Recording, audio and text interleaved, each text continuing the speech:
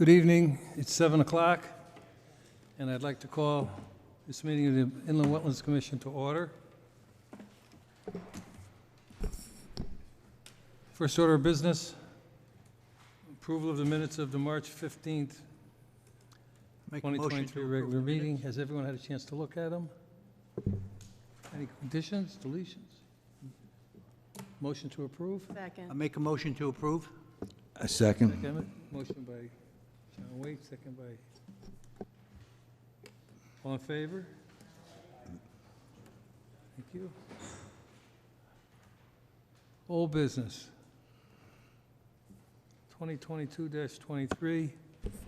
Clear cutting inland wetlands and upland review area without a permit. Proposed construction of a single-family dwellings and associated infrastructure. James Farm Road. Violator applicant Willie McAllister is the applicant or his representative here.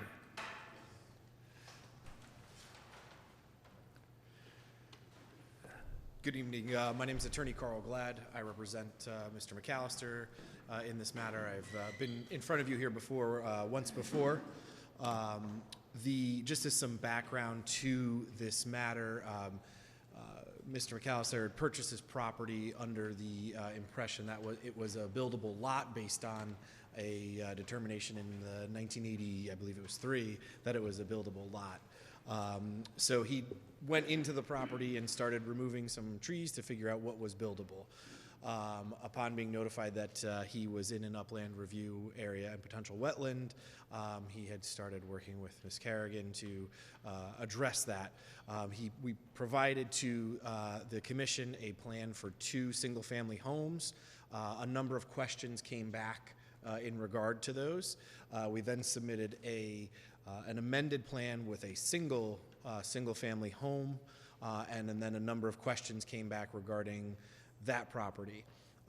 And so to that end, additional changes were provided to the commission, and that's what we have here tonight. So this is a single family home on this property.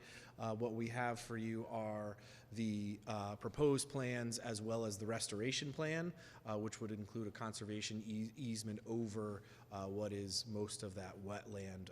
It is the property, the single family home is still in the upland review. The whole property is basically almost all in the upland review area. So that is what we have here tonight for you. I know Ms. Kerrigan had mentioned there's still some questions about the restoration plan. I have here today the surveyor and our architectural designer who can answer questions in regard to the specifics of the property, so I will turn it over to them. Good evening, Commission members. For the record, my name is Tracy Shalafo. I'm a landscape architect for Tracy Shalafo LLC based in Danbury, Connecticut. And I'm here tonight to present first the restoration plan for the area of the wetlands and buffer that was disturbed when the owner ran some equipment into there to do some, I believe he was digging test pits at the time, and he trekked some of the machinery through the wetlands. So in front of you, you have an enlargement plan of the site. I'll very quickly walk through the site layout for the proposed single-family residence, and then I'll have the engineer dive in more deeply to those improvements. But again, we're going to focus more to the south of the proposed residence and talk about the wetland restoration. I can just move this from the stand.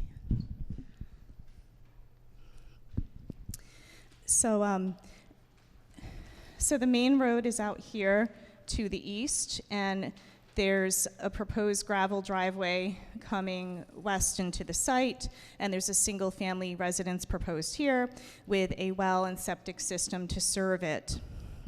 This edge here is the proposed edge of lawn, so that's the limit of the maintained lawn, and any area beyond this sort of lime green area is meant to be preserved in its natural state or improved by removal of invasive vegetation, and there's actually a 5-year management plan pertaining to that goes with this application as well.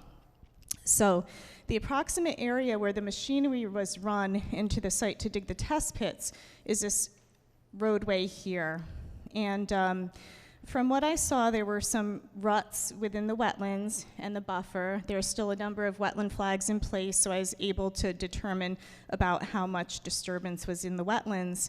And based on how I saw a lot of existing vegetation revegetating, I thought that the best way to restore this would be to plant some native canopy trees, and this symbol indicates the native canopy trees, and also to reseed the rutted areas with a native seed mix. And there are actually 2 different seed mixes specified to restore this area based on whether it's in the wetlands or in the buffer. So there's a drier mix, I believe it's the Logging Road seed mix that is specified, and it has a dozen or more different native plant species within it. And then also a wet mix for the wetland areas. Again, a dozen or more different native plants within that to help things restore over time. And then the canopy trees will help to reforest that area. And there are 1, 2, 3, 4, 5, 6, 7, 8, 9, 10, 11 native trees of 2 to 2.5 inch caliber. So that's a pretty sizable tree upon planting, typically in the 12 to 16 foot range upon planting. And these trees would be protected with just a simple deer fencing, because even though these are deer resistant, deer sometimes like to rub on things. So you'll see on the detail sheet that tree protection is specified around each of those trees, and they'll need to be watered until establishment. So in my professional opinion, that was the best way to restore this area, which already seems to be regenerating on its own. Additionally, some conservation markers are proposed along this boundary here, and that's something that would go on the permanent land record so that people know to stay out of this area. However, I'd like to point out those conservation plaques would be placed somewhere along this line as per the map. However, the owner is willing to let more of the forest stay in its natural state. So he's actually giving more. He's not trying to create all of this as lawn, but he's minimizing the lawn just to be around the house and just a small shoulder along the gravel driveway, and then this to be left in its natural state.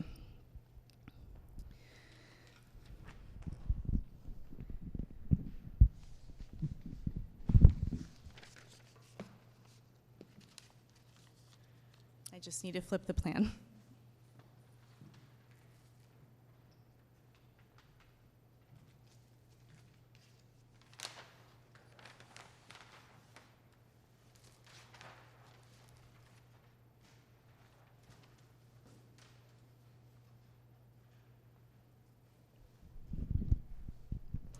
So on sheet WP3, you'll see details and specifications for the silt fence, which would be installed on any downhill side of work that we're doing. Tree protection detail, there are a few different options of how they can protect those trees. The deciduous tree planting detail, the logging road seed mix and the species that are in it, and the wetland seed mix specification as well. And typically, New England Wetland Plants is a great company for that seed mix, but there are acceptable equals as well, as long as it's fully native.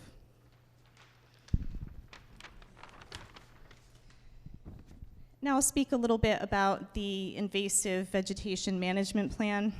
So the question is, how do we maintain this forested area here and encourage the native plants of value to have the best opportunity to grow? And I did observe a number of invasive species when I did a site visit, and those species should be managed by hand. That's the preferable method, preferably to remove with the root system or through cutting. We don't want to use any herbicides in the area, so manual management is definitely the preferred management.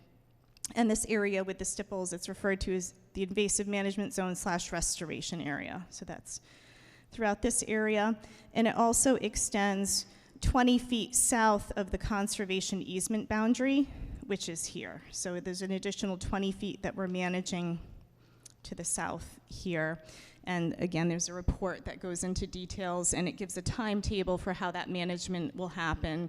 So in the first couple of years, it's managed more frequently, and then in the subsequent years it becomes less. A couple other things I observed on the site was there's a large wood chip pile that sort of appeared to be on the edge of the wetlands, and that should be removed from the site. And also there is a large pile of brush and debris that should be removed and disposed of off-site as well, so that the wetlands can perform its ecological functions.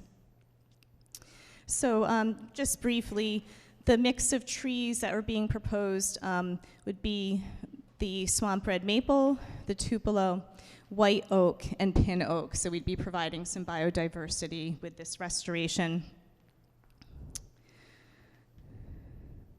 And it's also noted that any rutted areas would be re-raked to be restored to their pre-disturbance grades or conditions. But the ruts weren't too deep, and sometimes that microtopography actually helps plants to grow better in wetlands, but they will rake it out.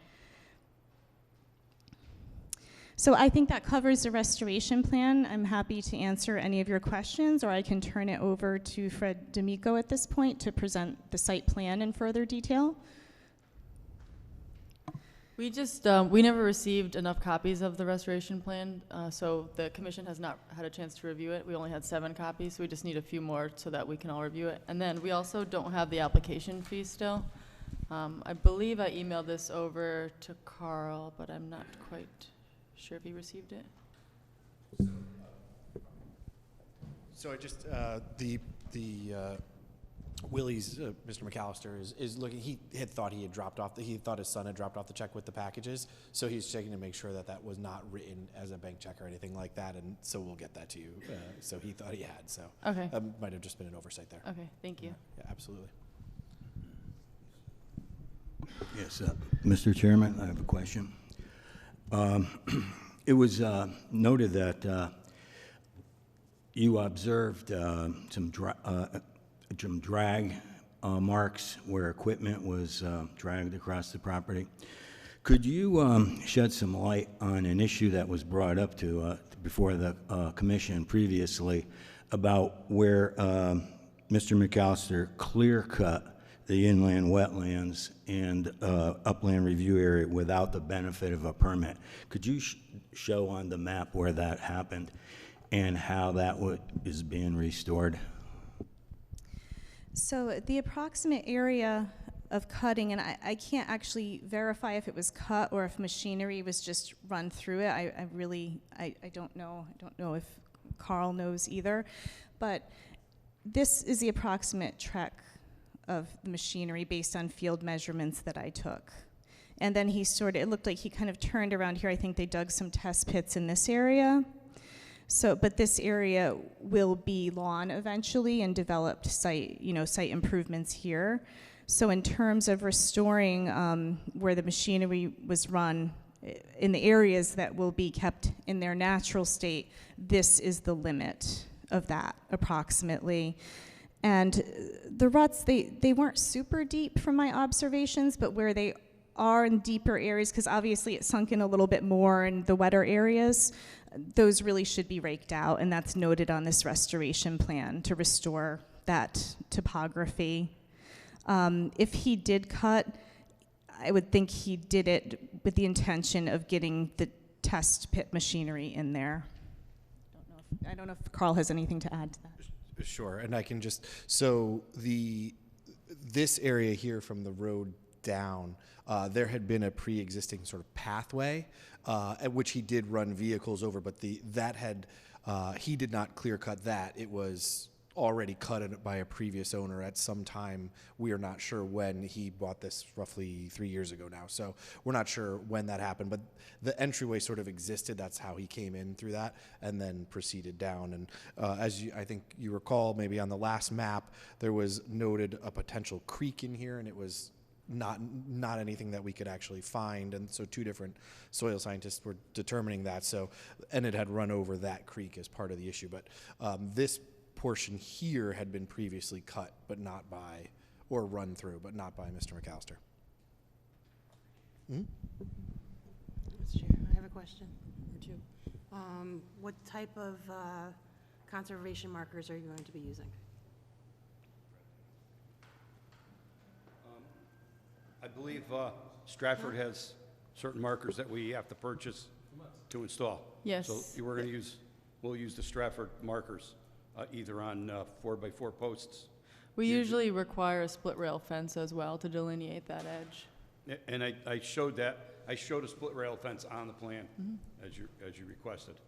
I believe the attorney might address that, because I know the client would hopefully not, wouldn't hopefully not install it, he says, but like I said, I showed it on the plan because I knew you requested it. Wait, you're saying that he is not intending to install a split rail fence? He's intending to at least request at this meeting to find out if he can eliminate that requirement. And not install any fencing? Install the wetlands markers, but as far as the fence goes, I don't know. You want to address that? Sure. So Mr. McAllister and all of the neighbors have asked him to ask if we cannot install a fence. They don't like the idea of having a fence through there. They think it would inhibit animal movement and things of that nature, which, again, I'm no expert on that, but that's what Mr. McAllister is trying to make everyone happy in that sense. And so he would prefer to put markers rather than a full split rail fence. And obviously note on the land records that there would be an easement over that property. It's just been our experience in the past that without that hard barrier, these easements are easily encroached upon. So I would recommend some sort of hard edge there. Okay, understood. What? Yeah. I have a question for the chair. Is this a new application or a revision to the original application? Because originally it was a 2-unit, was going to be 2 houses, and then now it's down to 1, so. Yeah, we have never accepted any application because we have not had a complete application yet. Okay, So yeah. there's, this Right. is ongoing. Okay. Yeah. Thank you. Just quickly, that pile of wood chips and mulch, I think you called it, and the brush, was that pre-existing, or was that from the cutting that he did? Does anybody know? Was that just always there? So there had been a pile. It appears that either the previous owner, so the previous owner to this owned this, and there also a house on the contiguous property. So it appears he was probably dumping there. But Mr. McAllister moved things to those piles as well. So it was a combination of both.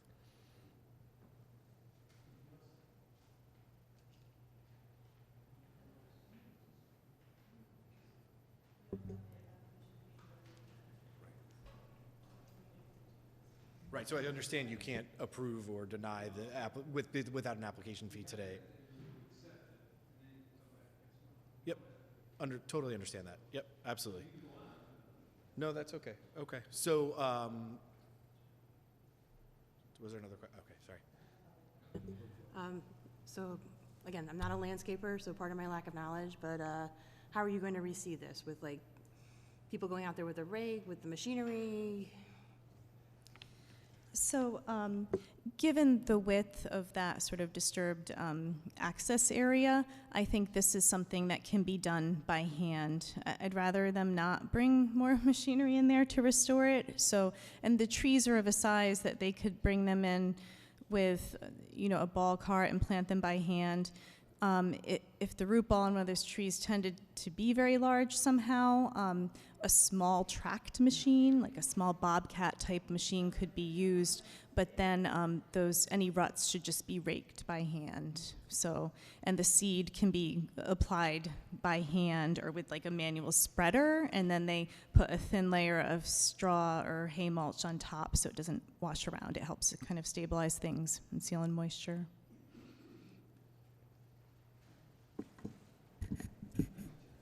Point of order. Would it be possible to accept it with the provision that X and Y has to be presented within next week? I would not recommend that because it starts the regulatory clock ticking.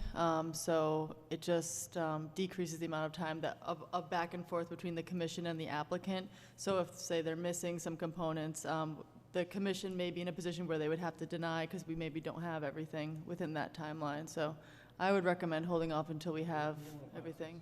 Yeah.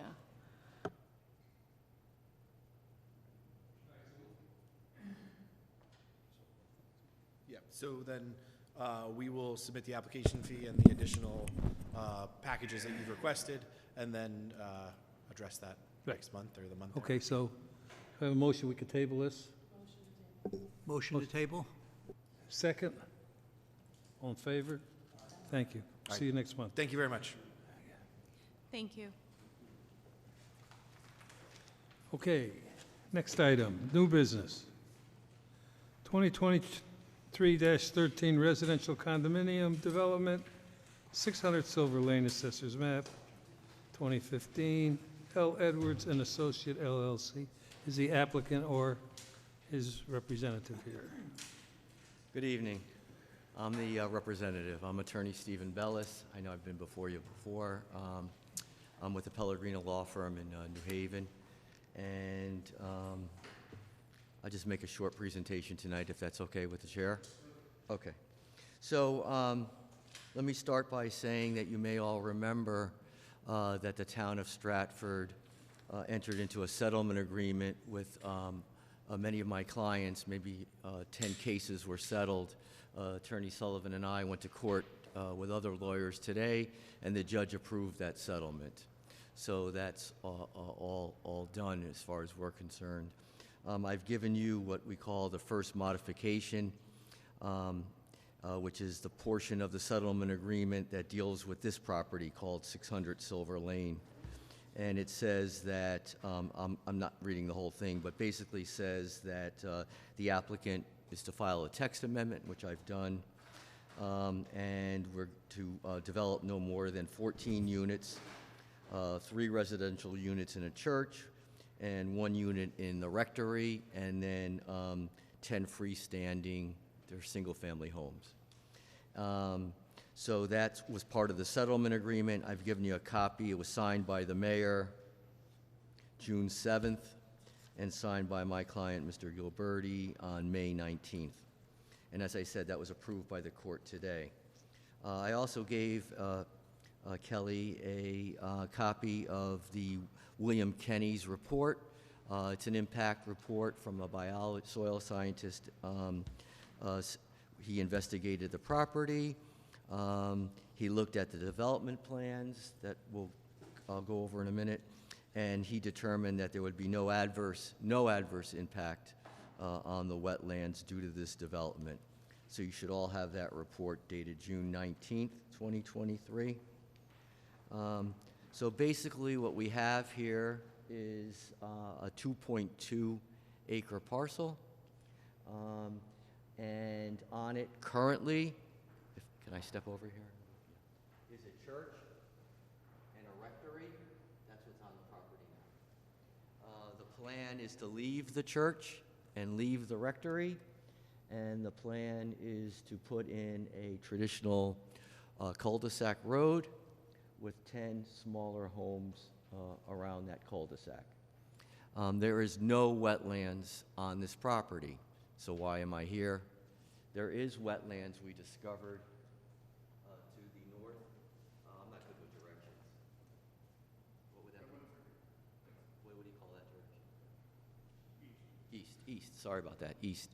So there's wetlands on the adjoining property owner, about 80 feet or so away from our property line. So your commission has jurisdiction because we call this the upland review area. A very small portion of the development will be touched or go in the upland review area, but that doesn't matter. We still have to come before you. So we did a drainage report. We've gone to zoning, but they can't act until you act. So that's, so there's no final decision at this point. It's just pending. So basically, Ian could walk you through what the plan is, if that's okay.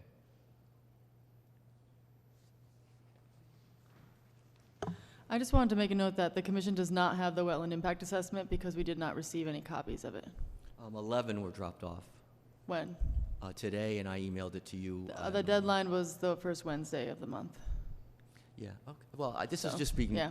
tonight was accepting the application. Yep. We know we're coming back. Yeah, I just wanted to let you know that we just haven't had a chance to You haven't review read it. Yeah, Yep. fair enough. Yep. I just wanted to give you a brief overview. All right, go ahead, Ian. For the record, my name is Ian Eller. I represent J. Edwards and Associates. We're the engineers on the project.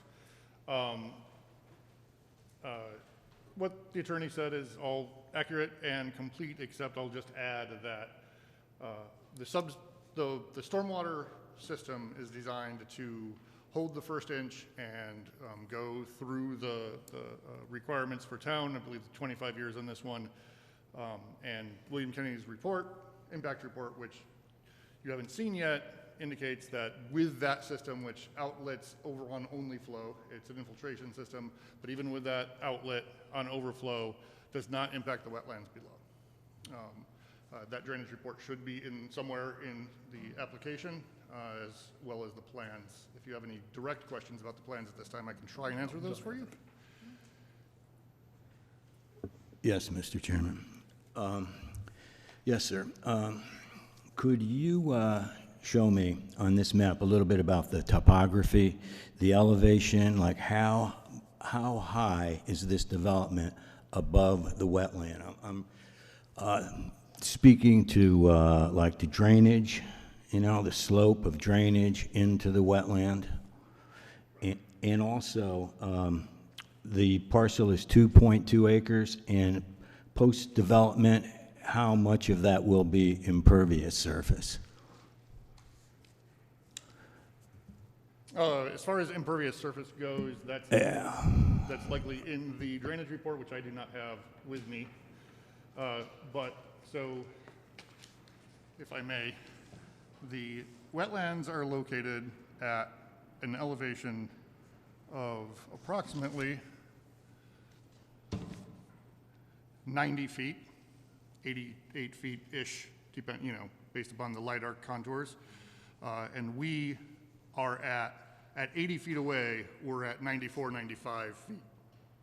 So we're a gentle slope down. So there's no cascade that'll lead from the outlet down there. It's a pretty typical, 5 feet and 80 feet, about 20%, 25%.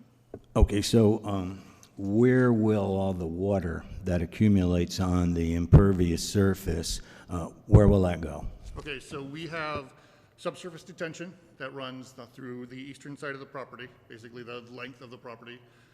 That's easiest to see on sheet 2.1 if you're looking at the plans.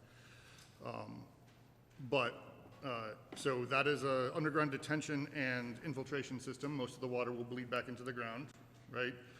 If there is a large storm event, there is an outlet with a riprap that allows it to flow out only on overflow, right? And if that happens, then that is positioned adjacent to the property line, and it flows.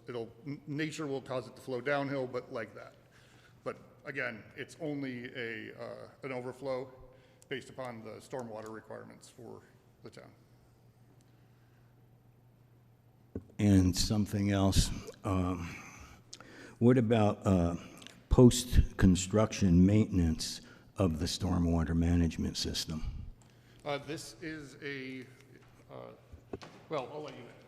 Go ahead. No, that's a good question.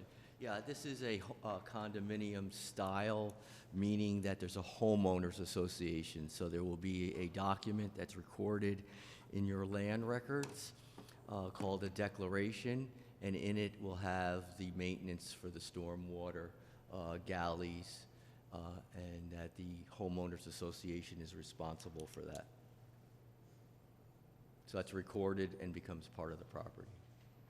So they will be legally bound Yes. to maintain it and make sure that it's functioning Correct. as designed? Correct. Okay, I see. Usually there's a maintenance plan that goes with it. I see, thank you. Usually, yeah.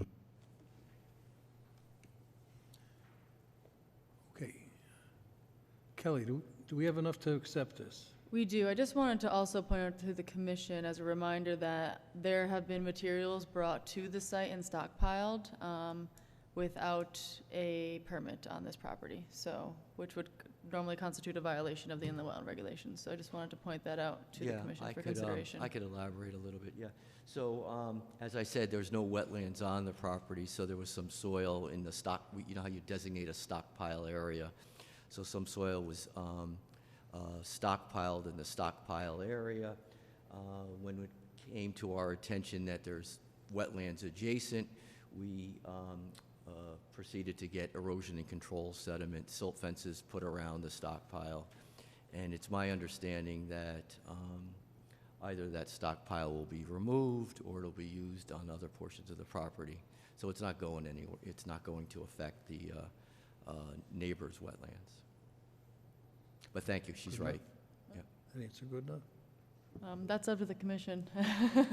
If you guys would like to pursue that further, that is certainly a violation of the regulations. Just for the record, our office did confirm the location of those stockpiles. They're on sheet 1.0, the existing conditions plan. We also did physically go to the site and confirm that erosion controls were in place and were sufficient. For our purposes, obviously, you would decide whether they're sufficient for your purposes, but they did put in silt fences and all those necessary things. Yeah, whether or not it's sufficient, it's post facto, not, Yeah. Right. Understood. all right. Other than that, is there enough to, Yeah, other than that, the commission, or the, the application is complete. all right. Quick question. Gentlemen, what's your pleasure? We can either accept this? Yes, sir, Larry. Yeah. Hi, just some clarity, because I feel like there's contradiction. The existing church is going to be 4 units or 2? Because these diagrams say 4, but the project narrative said 2. Yeah, so as I said, there was a negotiation between for the town of Stratford and the owner of the property. And you are right, at one point there was going to be 4 units into the church, but the town of Stratford requested that we remove 1, and so now it's 3. It's 3, okay. Okay. So now you have It's a total of 14 units, so 10, 10, 11, 12, 13, 14. the 14th's the rectory, yeah. And what is the, they referred to it as the accessory building? That's, I'm assuming that's probably the Rectory's gotta rectory. That's the existing building. Well, it says it will split from the property into a single lot? No, it's not that then, right?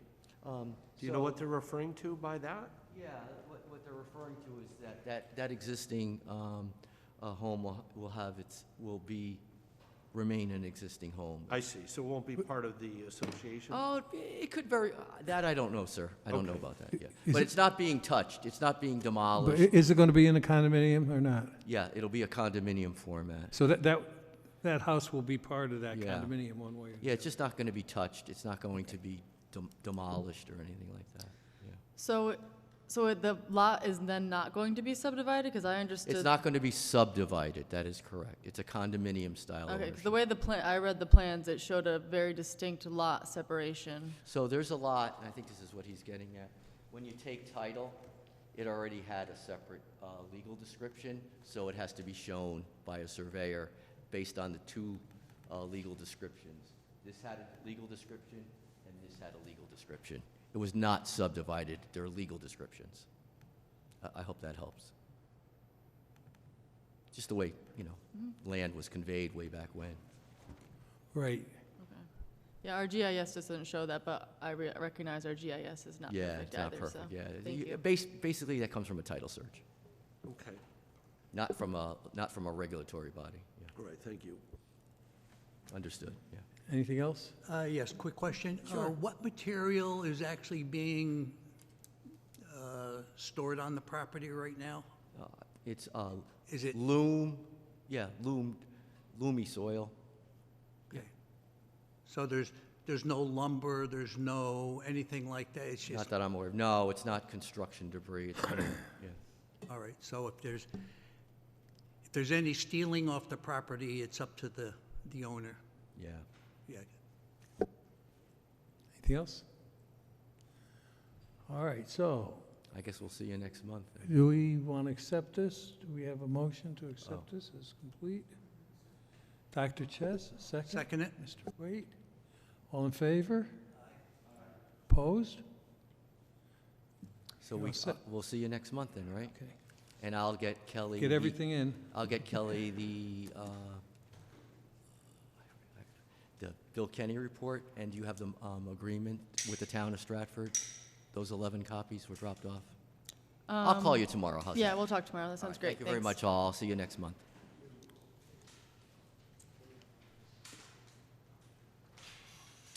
Next item, 2023-14, flood improvements at Stratford Water Pollution Control Facility, 105 Beacon Point Road. Applicant, Town of Stratford, is the applicant or his representative or her here?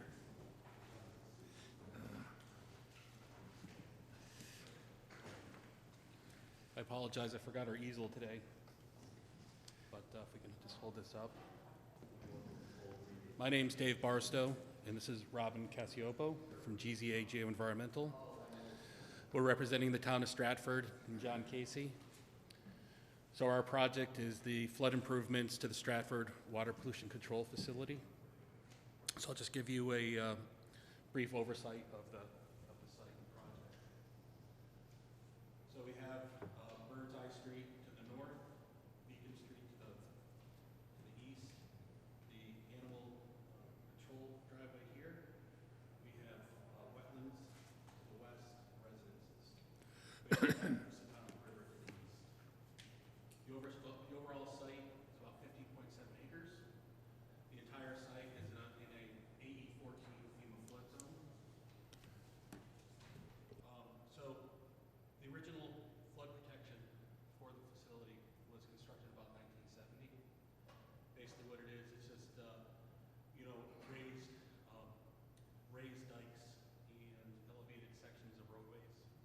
The elevations range from about elevation 9 to elevation 13. So what we're proposing is to increase the flood protection for the water pollution control facility. And we're going to do that by increasing the overall elevation of the flood protection with dikes in certain areas, also T-walls in these areas, and another earthen dike over here. So to gain access to the plant, we're going to have 3 flood control gates. We're going to have one down here in the southwest corner over by the animal control facility, and we're going to have 2 on Beacon Point Road. Now these flood control gates are going to consist of, these deployable floodgates are going to consist of stop logs. Basically what they are is they're like aluminum timbers with rubber gaskets, and then they're stacked in place up to the flood elevation. And those are deployable. They come up and down. We also have storage on site here. We do have some wetlands adjacent to the property, but not on the site. So we have a tidal wetlands here, another wetland here, a couple over here, and 2 on that side. None of our work is in the wetlands or in the coastal jurisdiction line, but we are within the upland review area.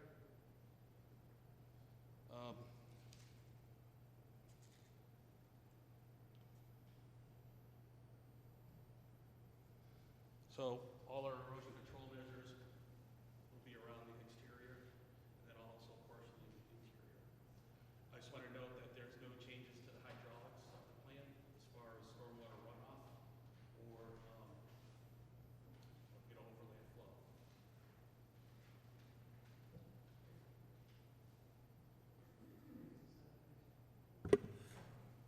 Correct. Kelly reports the application is complete. Any questions? Yes, sir, I have a question. Go Can you please describe the dikes that are gonna run around this the perimeter of this property? The dikes, I'm just wondering what they're gonna be. They're earthen dikes. They'll have a 3-to-1 slope up, a small crest, and then 3-to-1 slope down. They're similar to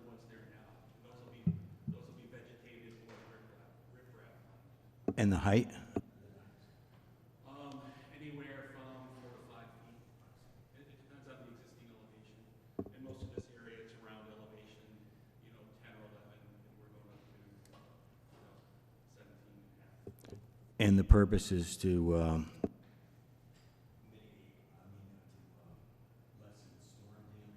flooding? Yeah, so we're trying to protect Like, the wastewater pollution control facility from, from flooding during, storm events. I see.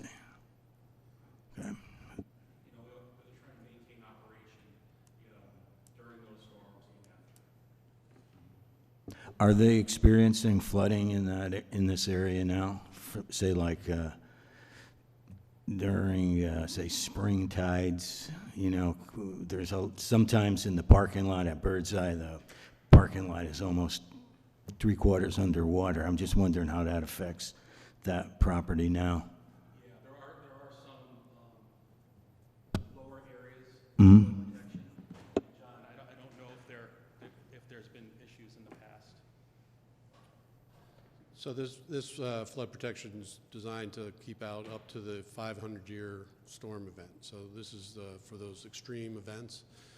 We don't have flooding in the treatment plant due to coastal flooding because it's already protected by an existing dike that went in 1974. So we do have protection to some extent, but as you know, the predicted flood elevations since 1974 are higher in elevation, and we're now designing this to a level of protection that is not just the 100-year flood event, but a 500-year flood event. Yeah. So we're protecting against that worst-case storm. When we had Hurricane Sandy impact Connecticut, the flooding came up around Birdseye Street and up the driveway of the treatment plant, but it did not breach the protection that was there at the time. But we just have to remember that Hurricane Sandy wasn't a hurricane, Right. For us, and someday we're going to have that real hurricane that comes through Category 3 that will drive those waters up, and that's what this will be designed for. I see. This is just a curiosity question. I saw they were doing work, like if you walk down Beacon Point Road on the side, not the side of the PCA, on the left next to the boat ramp. Is this part of this, or is that something else? That's part of the Raymark Superfund site, so that's separate. Yep. Anything else? Dr. So I noticed in reading through this that currently there are gaps. So we have the dikes that are there, but there are active dikes, and that's going to be closed with this? Those Yes. openings will be closed? Yes, that's why those are going to be closed, and we have the deployable floodgates that we can take down, allow public access through. Right. And then in the event of a storm, those can be reinstalled. So the floodgates have to manually be put up when you anticipate a storm? Yes, yeah, they're individual pieces. Right. They're called stop logs, but basically they're aluminum planks, and they're stacked in place. There's concrete columns on each end, Right. and they're slid through a slot on each side. And about how high does that put the entire property, about 17 feet, or consistent with the other areas, or? Yeah, so the top will be at 17 and a half. Thank you. That's the elevation, but Right. not the height. The height will Right. probably be, depending on where we are, 5, 6 feet. Right, but we're already at 12 feet, Yeah, so right, that'll. correct. Got it. Thank you. Anything else? Can we have a motion to accept if you're so inclined? Motion to accept. Dr. Chess, Second it? all in favor? Aye. Opposed? Okay. So we'll see you next month.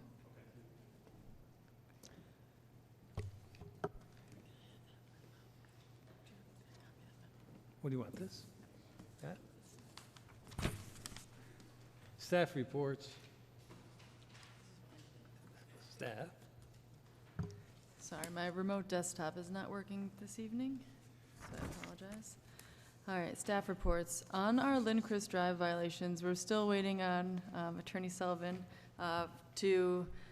She did some research into how to tap into our performance bonds and waiting just for the final draft of that before we present that to the commission. So no updates on that front. And then we have had, we haven't met in 2 months. I did do a lot of administrative applications in that time.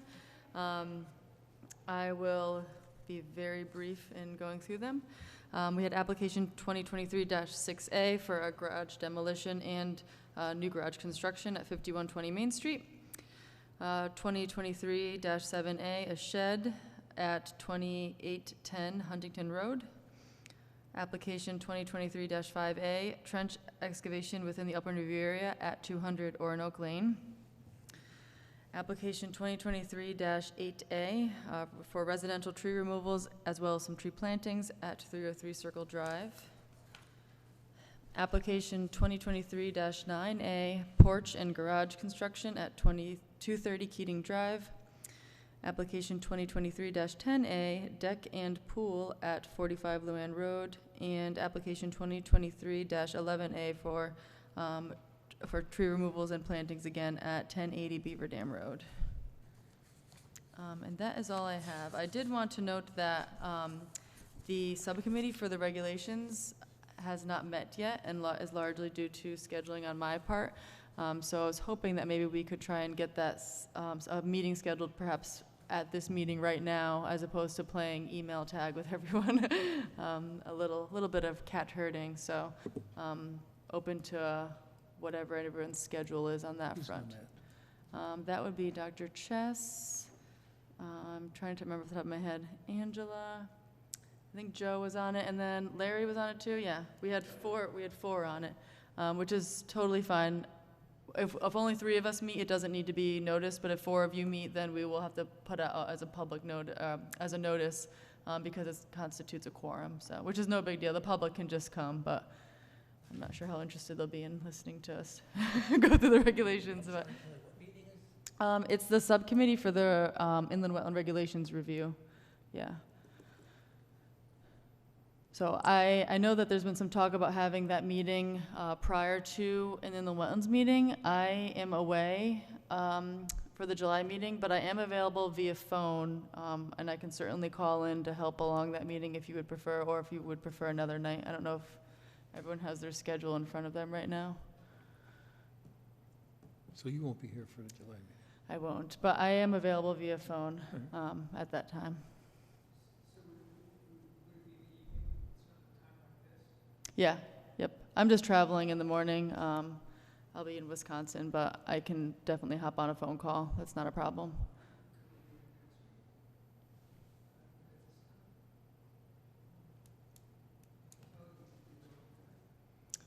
Yeah, I can be available for that on the 28th. I'm not sure if it'll be here, but I can look and find wherever we have rooms available. Is everyone available next Wednesday, the 28th at 7 p.m.? Yeah, I doubt we're going to get this room. It'll be a different room somewhere in town, either in Town Hall or maybe Bird's Eye. You're not sure? Okay. You're not sure? Okay. Well, let's pencil that in, and I'll look and see what rooms are available for the 28th at 7 p.m., and I'll email the subcommittee, and we'll go from there. Okay, perfect. All right, thanks. That's all I have. Commissioners Forum? Adjournment?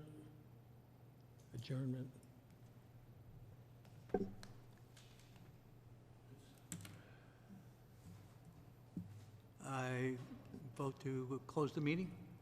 Motion to adjourn? Second? All in favor? Thank you. Thank you. So, Kelly, Yes. we're going to have